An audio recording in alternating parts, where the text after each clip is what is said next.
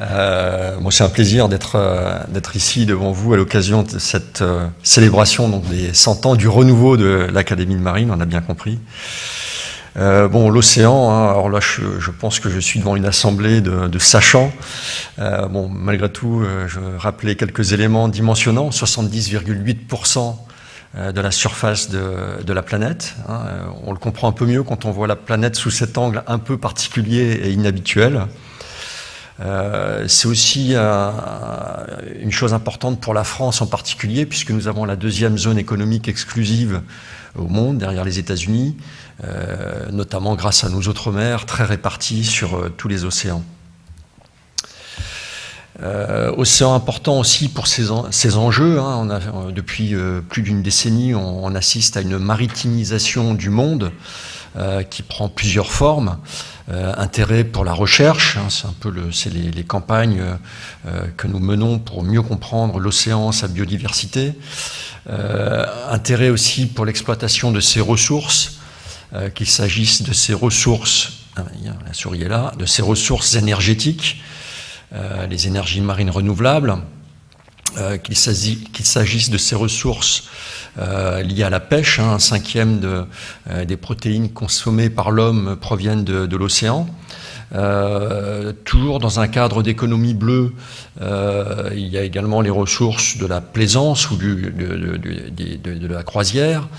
Il y a également des enjeux liés à la protection, à la préservation de l'environnement, j'y reviendrai un petit peu. Et puis, évidemment, des enjeux liés au transport maritime. En 2018, 11 milliards de tonnes de fret ont transité par voie de mer et 30 cm de tirant d'eau en plus que l'on peut autoriser avec une meilleure connaissance de la bathymétrie, hein, des profondeurs de l'océan. Ça représente 2000 tonnes de charge pour un navire. Donc on voit que la connaissance, c'est utile. Enjeu également dans le domaine de la défense, qui pousse plus loin ces zones d'intérêt, dans le Grand Nord, avec des problématiques nouvelles qui s'invitent, une océanographie différente, hein, dans les hautes latitudes, pour des questions de Coriolis, avec des problématiques de glace, de nouvelles problématiques aussi liées à un besoin de connaissances à haute résolution des grands fonds, qu'on n'avait jamais envisagé jusque-là, hein. C'est pas un enjeu pour la sécurité de la navigation, c'est pas un enjeu pour grand-chose, a priori, puis si, aujourd'hui, c'est un enjeu. Alors ça a été très récemment dans le cadre de la recherche et la découverte du sous-marin Minerve, par 2300 mètres de fond au sud de Toulon. Et ça l'est avec des sujets dont on entend beaucoup parler actuellement, liés à la protection des infrastructures sous-marines. Ici, un câble de transmission de données qui est représenté. Et c'est un enjeu de compétition ici. Hein. Vous avez sans doute vu cette image là, du drapeau de la Fédération russe planté sur le pôle Nord. Alors, c'est grand, il y a beaucoup d'enjeux et on ne le connaît pas. Donc vous avez sur cette carte tout ce qui est en noir, en fait, c'est ce qui n'a pas été mesuré. Donc il y a quand même une prise de conscience de l'intérêt de la connaissance de l'océan, de l'intérêt de le faire par des approches internationales.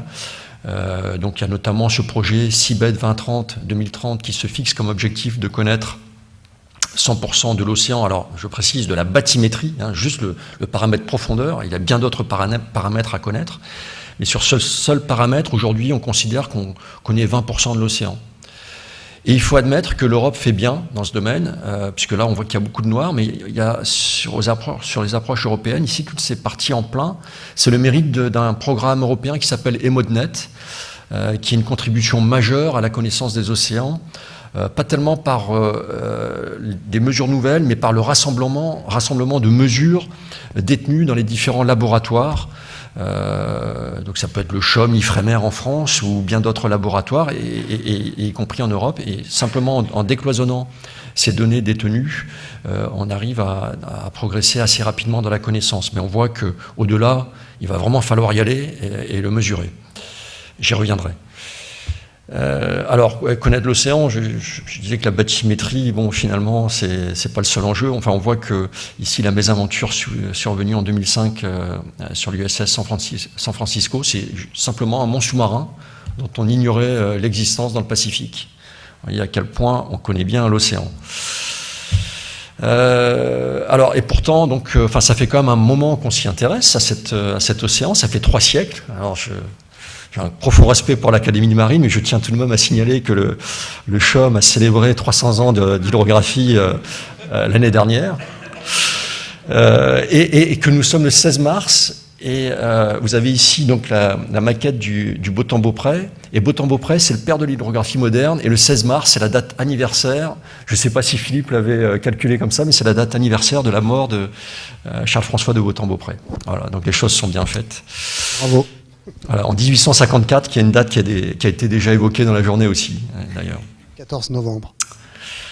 50 ans qu'on s'y intéresse à l'océan sous un angle plus défense, et donc pour les opérations que les armées y mènent. Et puis, en tout cas pour ce qui est du CHOM, depuis 15 ans et depuis que nous sommes passés établissement public administratif, nous y intéressons aussi sous l'angle des politiques de risques naturels. Et il y a eu des dates qui ont été rappelées sur les tsunamis à Banda Aceh, je crois que c'est 2004 ou 2005, et puis les submersions catastrophiques avec Xintia en 2010. Alors, la connaissance, malgré tout, bénéficie d'avancées technologiques, et j'en signale ici quelques-unes qui sont très liées à Toulouse et au spatial, évidemment, et ça a été évoqué longuement et parfaitement, donc tout l'apport de la localisation, qui est vraiment pour les hydrographes un très grand confort. Avant, c'est ce qui est représenté sur cette image.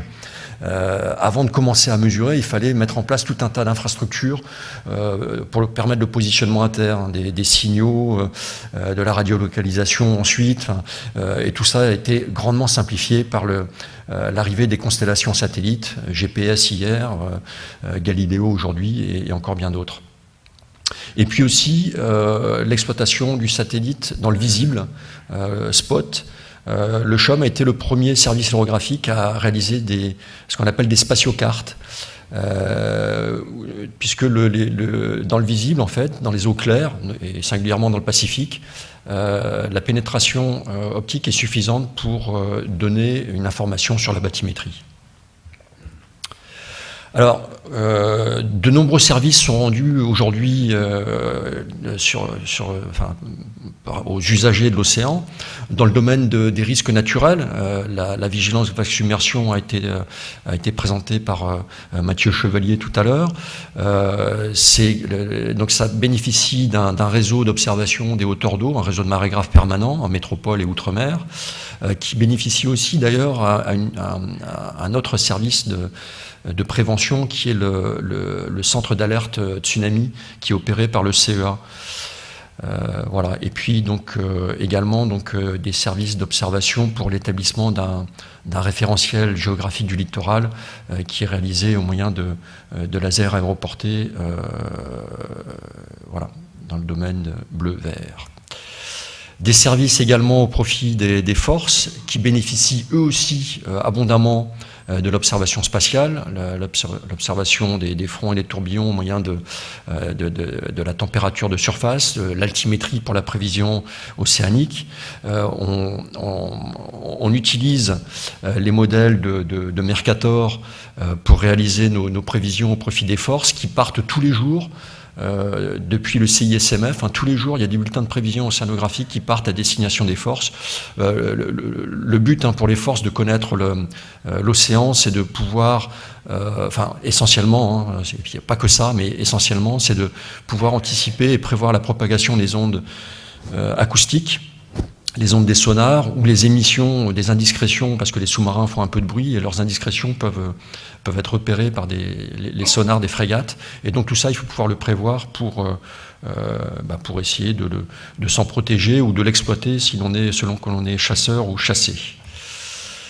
Des services géospatiaux de gouvernance des océans, pour tout ce qui concerne l'établissement des limites maritimes de référence, donc les eaux territoriales, les zones économiques, mais aussi les revendications d'extension du plateau continental, comme ici les 150 000 km² gagnés au large de La Réunion, Crozet, Saint-Paul, qui sont des droits que l'on a sur le plateau continental du fait de la continuité du plateau, d'une continuité géologique du plateau qu'il faut aller démontrer par l'observation. Donc si on démontre que le plateau s'étend au-delà de la zone économique, on peut revendiquer des droits sur le plateau. Dans la zone économique, on a les droits sur le fond, le tréfond et la colonne d'eau. Dans l'extension du plateau continental, on a des droits uniquement sur le fond et les tréfonds. Et donc ces questions de gouvernance sont aussi très importantes pour la police des pêches, donc, qui est un peu illustré ici avec un navire de police des pêches qui chasse un pêcheur illégal. Et c'est également important pour assurer la liberté de navigation en mer. Tous ces usages nécessitent une planification. On ne peut pas tout faire partout en même temps. Il y a des usages qui sont compatibles, d'autres qui ne le sont pas. Il y a des objectifs de protection qui ont été d'ailleurs annoncés avec force au One Ocean Summit par le président concernant donc la protection, donc les aires marines protégées, avec un objectif de 30% de zones protégées pour 2030 et 10% en zone de très haute protection. Donc tous ces usages, il faut les coordonner et voir ce qu'il est possible de faire entre de l'exploitation de granulats, de la pisciculture, des aires marines protégées et toutes ces icônes là, qui représentent les différentes activités qu'on peut exercer sur l'océan.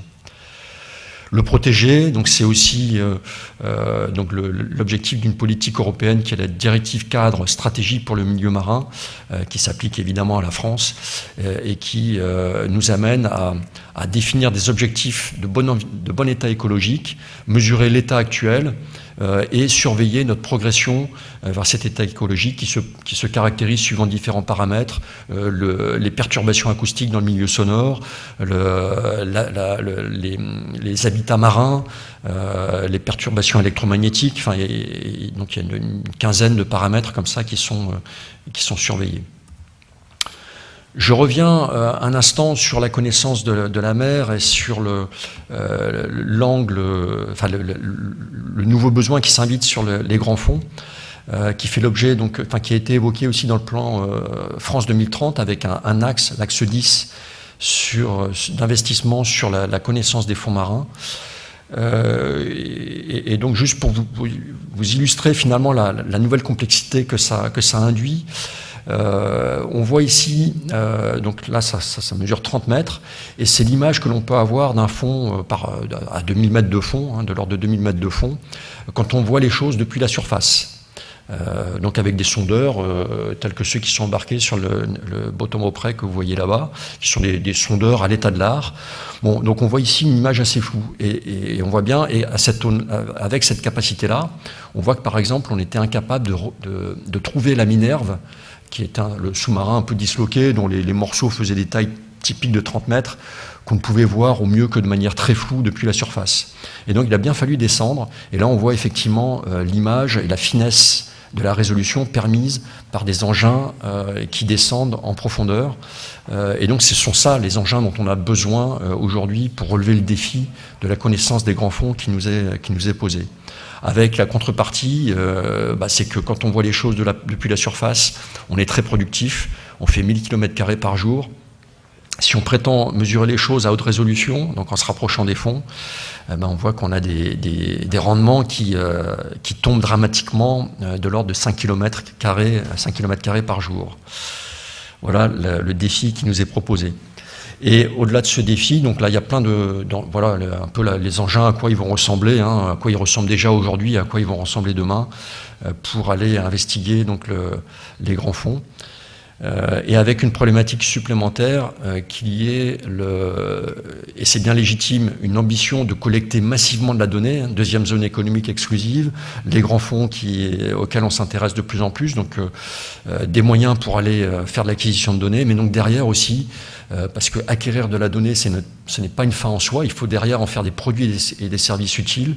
Donc on a aujourd'hui déjà un défi à relever de traiter ces données massives de manière efficiente, et ça soulève des questions d'utiliser des algorithmes un peu plus automatiques que ce qu'on a aujourd'hui, exploitant les ressources de l'intelligence artificielle ou du traitement de données massives. Voilà. Et puis pour boucler la boucle et montrer donc aussi l'intérêt de la profondeur historique, on a vu tout à l'heure des images sur l'apport de l'altimétrie pour l'observation de l'élévation des hauteurs d'eau, mais rien ne remplace les 300 ans de chronique d'observation dont nous disposons dans certains ports, comme ici à Brest, pour avoir justement cette profondeur temporelle avec des précisions évidemment bien inférieures. Mais voilà, donc ça veut juste illustrer qu'il n'est jamais trop tôt pour bien faire et qu'il est important de se lancer dans des programmes ambitieux. Et je pense qu'à l'époque, mesurer la marée, c'était pas forcément quelque chose de vu comme essentiel, mais pourtant on voit avec le recul qu'au-delà des bénéfices immédiats qui étaient apportés, il y a aussi ces bénéfices à profondeur historique. Merci.